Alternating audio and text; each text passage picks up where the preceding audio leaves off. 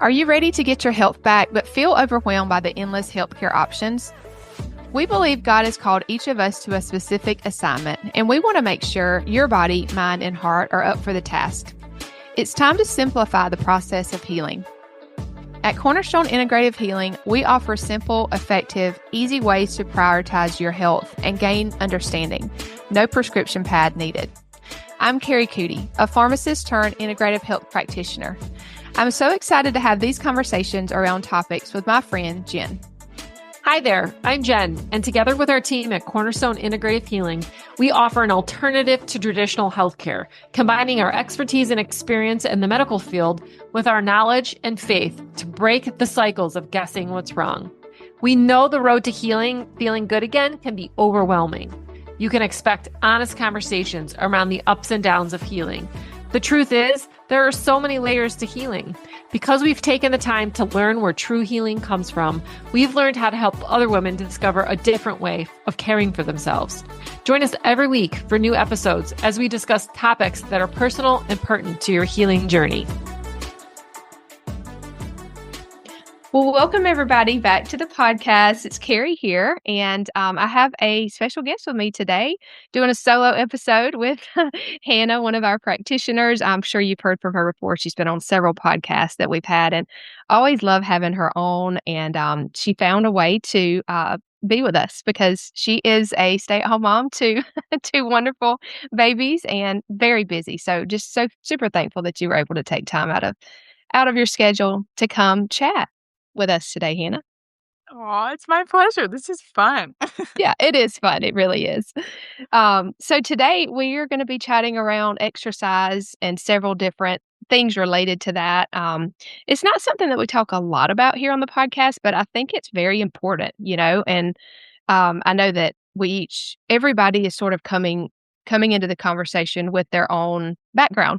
So, Hannah, why don't you just share a little bit about kind of where you're coming to the conversation with today on exercise? Yeah. Man, it has been a journey.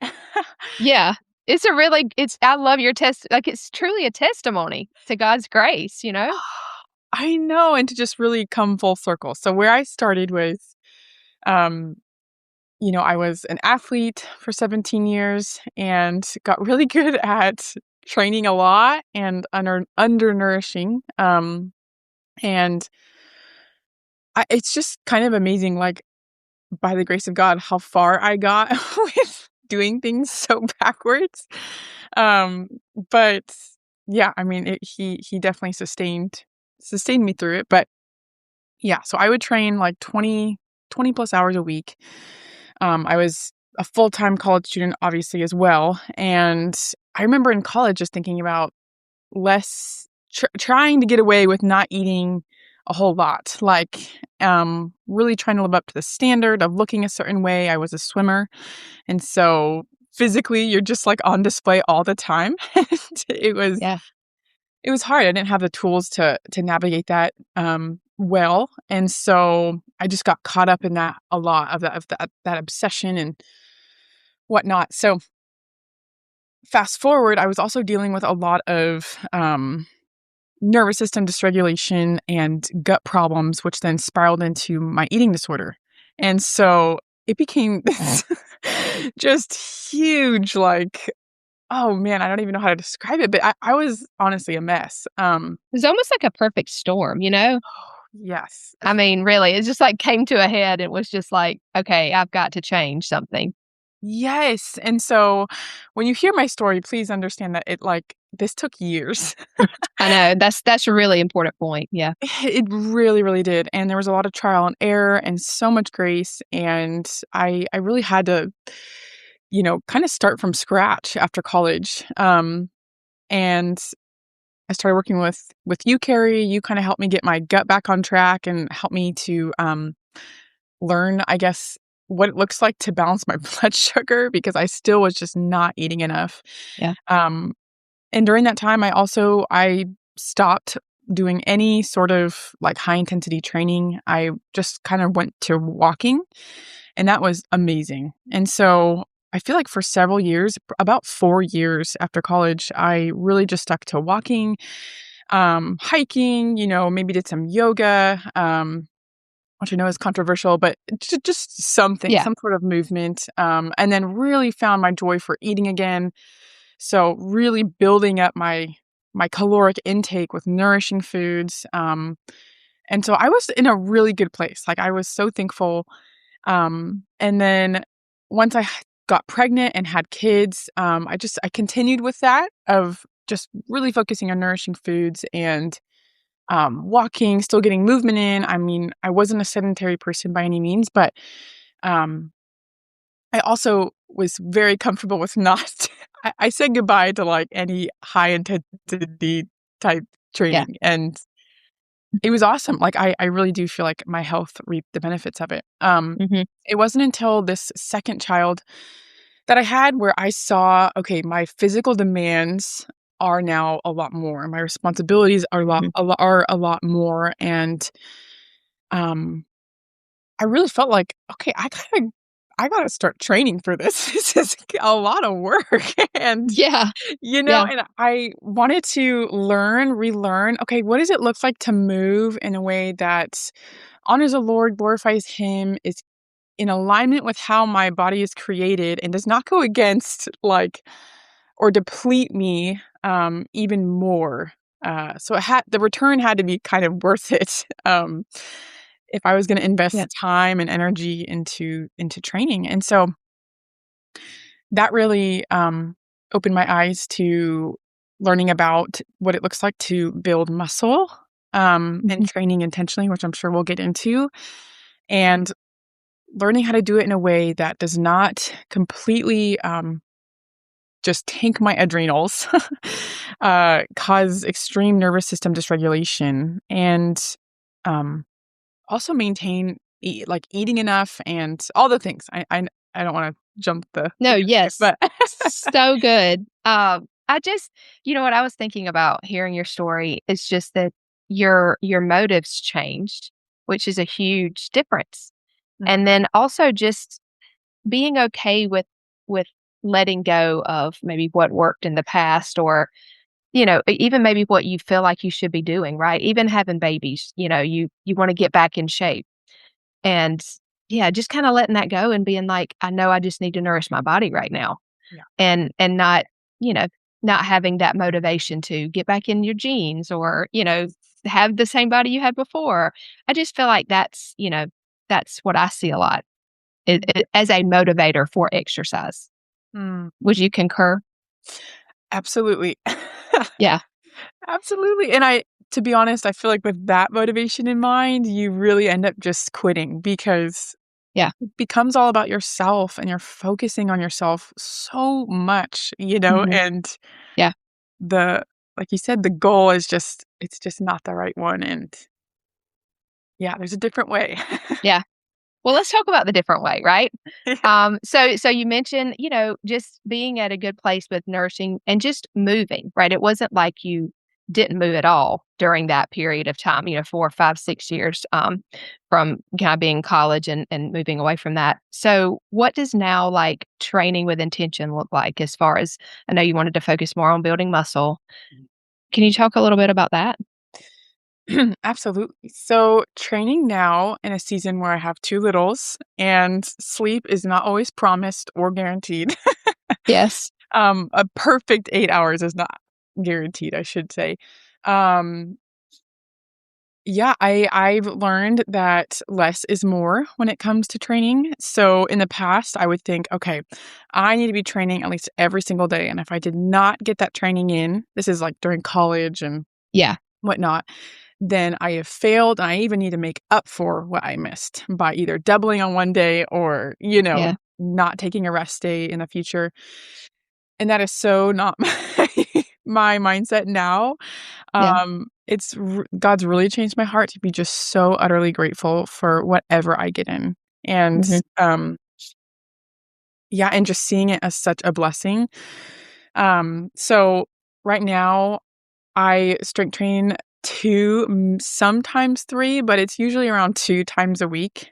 And Mhm. it's really only about 40 minutes long, give or take. I do actually go to the gym because I realized at home I kept seeing all my to-do list, and Yeah. I would just get distracted and whatnot, and Mhm. yeah, so it's actually been really fun, for me to go to the gym, and so sometimes it'll take longer if I'm waiting on a machine, but one of the other huge key components is taking um, kind of, checking in with my heart rate during strength training. So I'm Mhm. not doing 40 minutes of just all out intensity, no breaks with my heart rate very, very high. It's after each set, I'm taking enough time for my heart rate to come back down.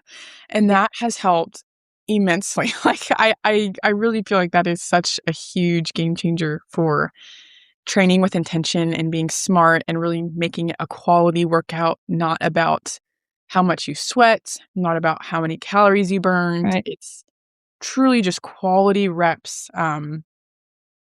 And I think that's another huge thing is with training, that's very different than just working out. I feel like we think, okay, Yeah. working out, you're kind of just winging it and doing whatever type of movement you want to do. And that's not necessarily bad. But if we're trying to make the most out of the workout and get the biggest return, the biggest bang Yeah. for our buck, which is Mhm. building muscle, then you want to go in with a plan and each week getting better at that specific movement. It's similar to like playing an instrument. If you keep trying to pick up different instruments to play, but not focusing on one and getting really, really good Mhm. at it, Yeah. you're just, you're not gonna go very far, I guess. And so, Yeah. yeah, focusing on heart rate. And then now because I've been able to be consistent with like 2 strength trainings a week, How long has that been going on? Just so it'd be a good maybe time frame to get an idea. Like, how long have you been doing that? it's been about 7 months. Okay, that's a good amount of time. Yeah.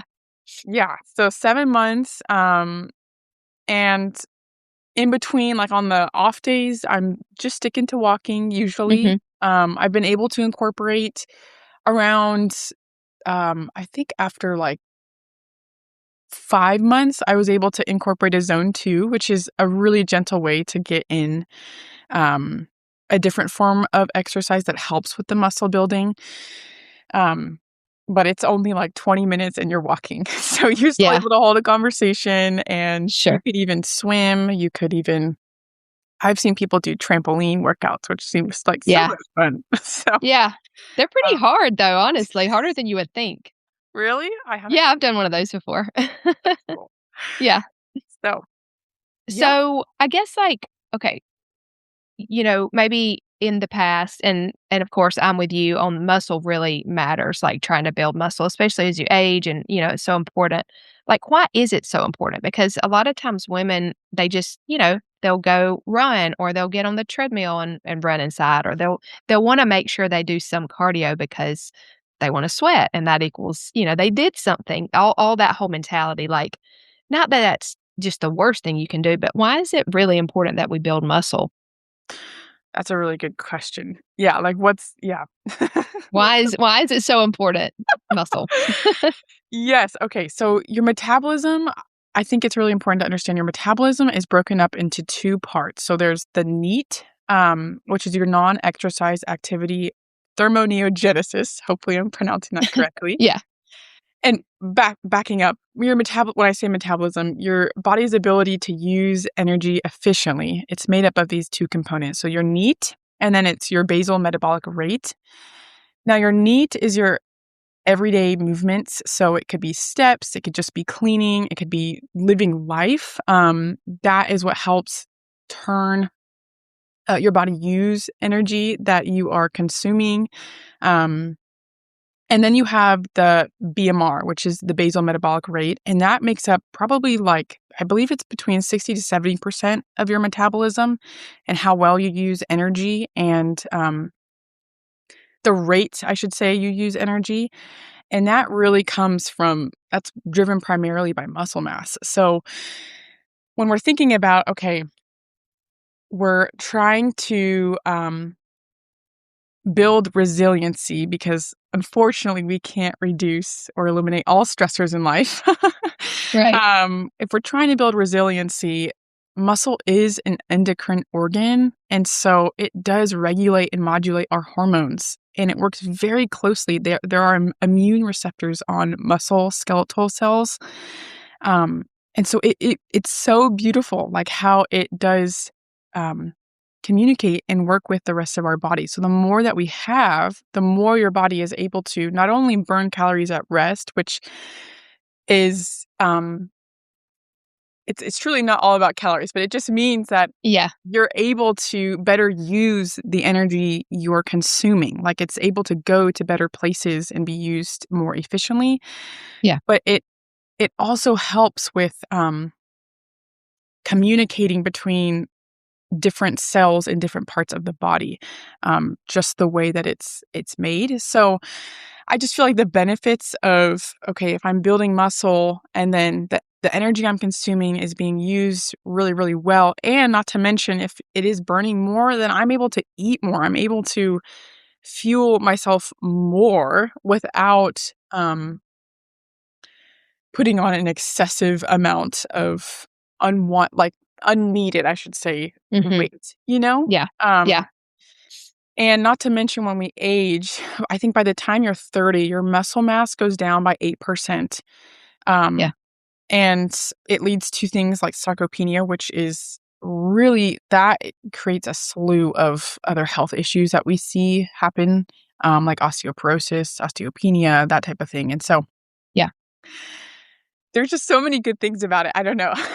Do you Yeah, have for anything to sure. add? I mean, No, that was perfect, and I just think sometimes as women, we're like, we don't wanna get bulked, like, we don't wanna look like, Hulk Hogan or something, we have that in our mind, but truly, it's just again, I think sometimes we don't realize that just as aging, we do lose muscle mass and how important it is for hormonal balance and just blood sugar and all of these things that are really foundational. So I love the way that you to put that in. I think that gives us a really good picture about why it's important to really focus on how we can maintain and build muscle just ongoing.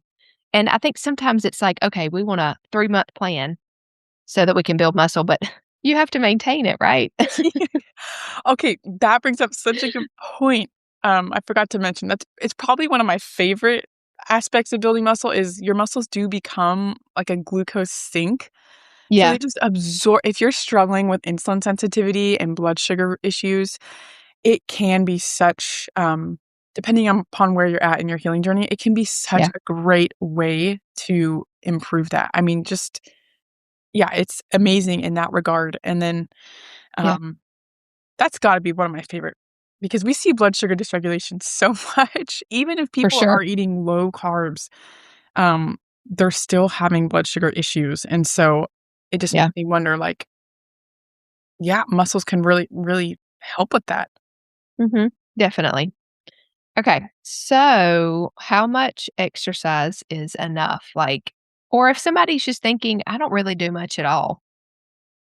So maybe what wait, okay, hold on. We have two extremes. We have somebody that maybe is not doing anything, and then we have somebody that maybe they're going to CrossFit or they're doing Orange Theory or they're, running all the time or, what would be a good meet in the middle? Like, you know, what advice would you give?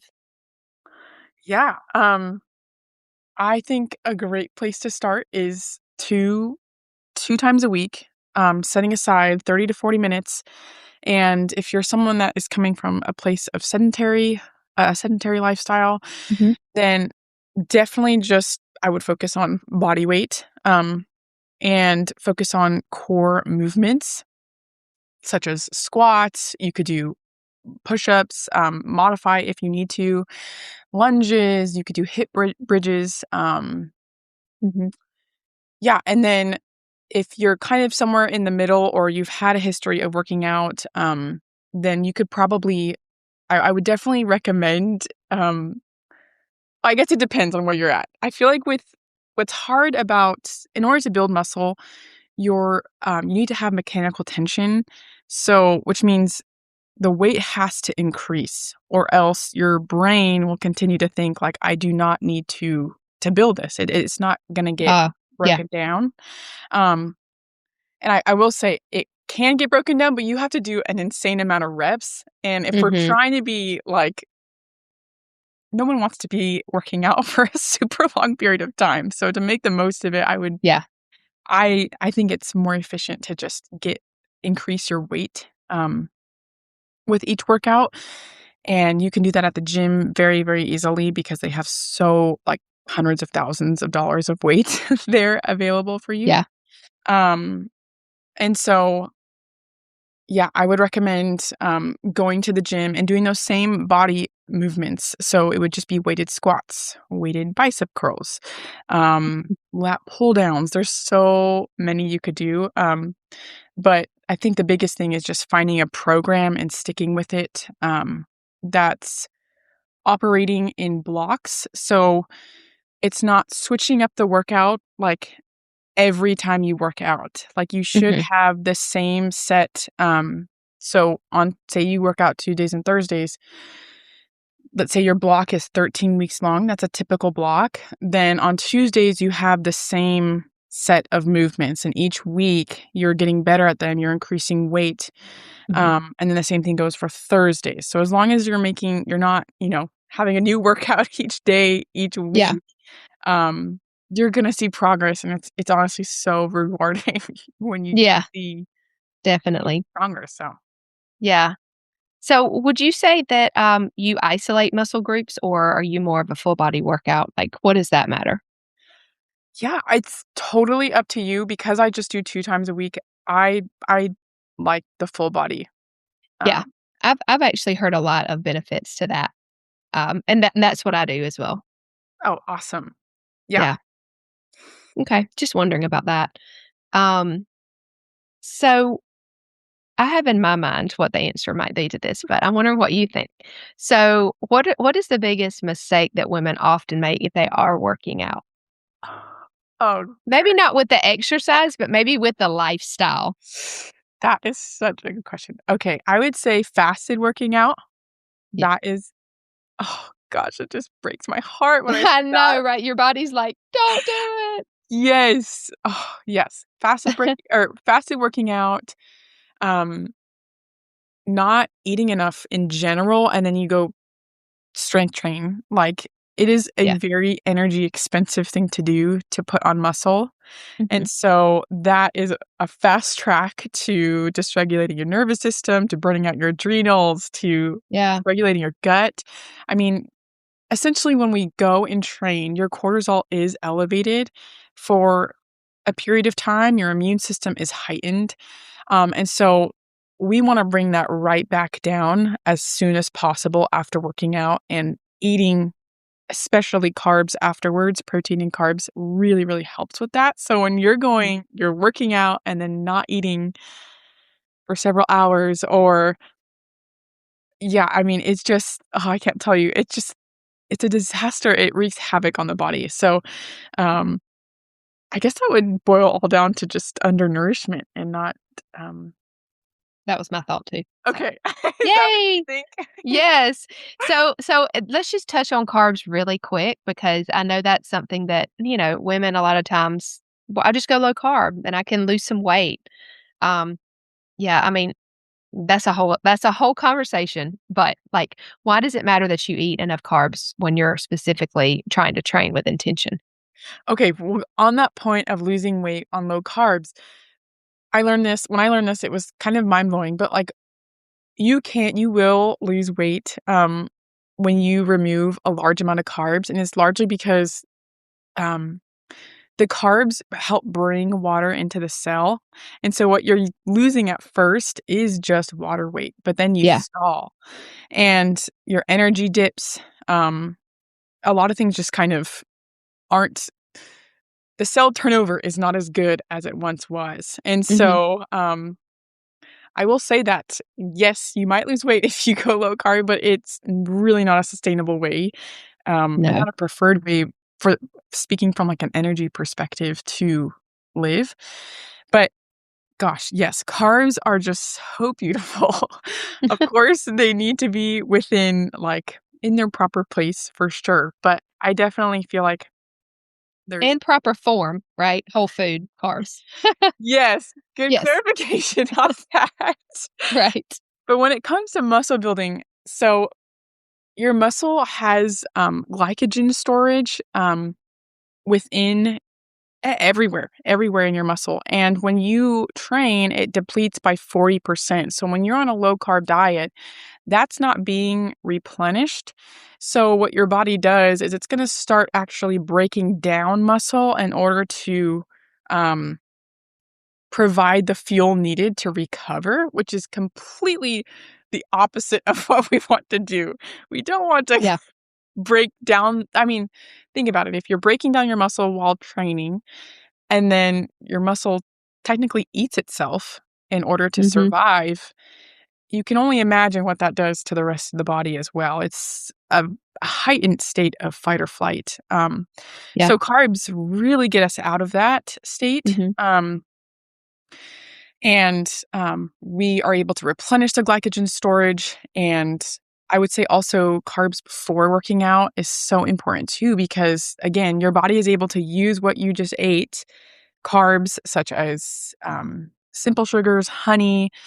You could do fruit juice. You could do fruit, something simple, easy to digest. Your body's going to use that for energy. It's not going to start breaking down and eating itself in order to provide the energy. And plus, you'll feel a lot better. So the quality of your workout will be substantially better. Right. And, that is a good point. It's like if you really feel like worse after exercise or like you just can't get through your workouts or whatever it might be, that's your body telling you it doesn't have what it needs. Yes, absolutely. So think about some of the things that we've said and try implementing some of those things, like especially if you're one that typically, you have to go into work, maybe you're getting up and working out before work, which is fine. It's not ideal, but you need to eat something. Okay? Yes. You really take it from us. You need to eat something before you work out. And that in itself will make a really big difference. Absolutely. Yes, even if it's just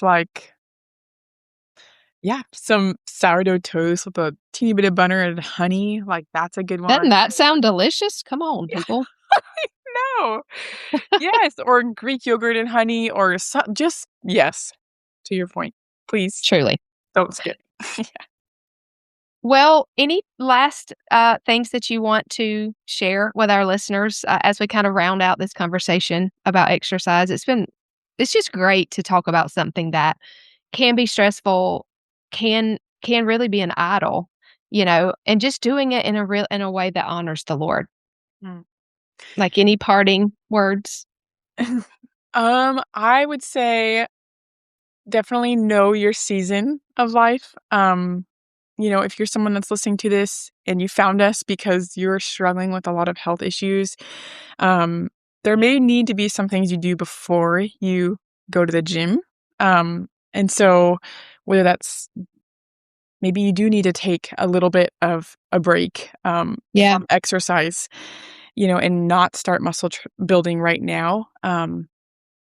I don't know, but I definitely would encourage you to know your season, know where you're at. And if you are working with us, then please ask us. We would love to help you and give you our best suggestion of what to implement. But and I think sometimes there's so much we don't like the way we look. And so we feel like we need to do X, Y, and Z thing in the gym or whatnot. And I think there's so much freedom in just letting go of that and really honoring, like you said, where you're at. But also just if you're kind of just overwhelmed and confused about what you might need to do based on, where you're at, just pray about it. Like God's gonna give you direction. You're gonna know what you need to do. And I know that might sound like, well, it's not that big of a deal. Well, it really is, because if that's an idol in your life, that he wants to take that away, right? We don't want those in our life. And so just changing your mindset around something like this can really change a lot more, right? It's more of like a ripple effect. And it's just so beautiful how God does that. So just encourage you to pray about what might be right for you. Yeah, so good. I love it. Thank you for having this conversation with me. I think this, sometimes I was thinking about it too. Like sometimes whenever we're really in a health crisis, like we see a lot of people that just are not in a great place with their health. And you do have to kind of put exercise on the back burner. Even walking is hard, and it's too much at some points. But like God is faithful. Like your body's going to rebuild. Your body's made to heal. Like you're going to be able to get, Lord willing, in a good place again and be able to move your body. And it is a gift to do that. Because a lot of people aren't in that space. They can't right now. So I have to remember that too. Sometimes I don't want to work out, but I'm like, okay, I get to do this. I don't have to do this. This is a great thing that God's allowing me to do. So it's just having the right mindset and motives behind exercise makes all the difference. So true. So true. Yeah. Well, let us know if you have any thoughts or questions about this episode. We would love to answer those and help you out any way that we can. And thanks for joining. We'll see you on the next episode. If this episode has served you in any way, drop a review wherever you listen to podcasts. We'd love it if you share any aha moments or takeaways on Instagram and tag us at Cornerstone Integrative Healing. And if you haven't already hit the subscribe button, please do so. We want to continue to walk this journey with you. Until next time, friends, know that we are praying for you.